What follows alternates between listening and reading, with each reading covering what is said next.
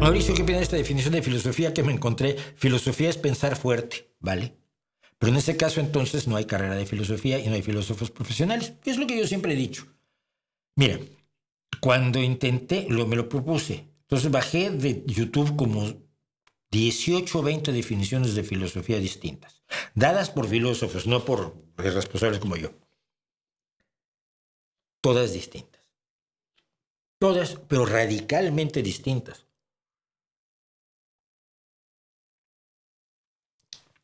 Era impresionante.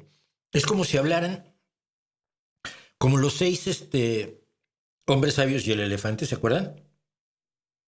Así era. Más que aquí no hay elefante, lo cual es mucho más problemático. Es describir un elefante que no está allí.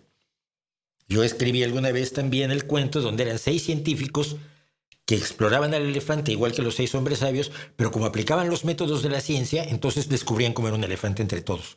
Los 6 sabios, los 6 científicos ciegos y el elefante, porque se daban cuenta que eran partes de lo mismo y entonces se ponían a rearmar en sus mentes, con el conocimiento de cada uno, cómo era realmente un elefante, y al final el elefante que se imaginaban los 6 científicos ciegos era mucho más parecido a un elefante que la locura con la que quedan los 6 sabios o filósofos ciegos de la vieja conseja hindú o indostana.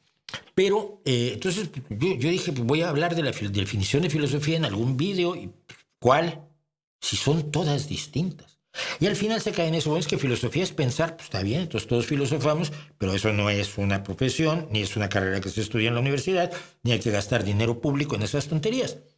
Piensa fuerte en tu casa.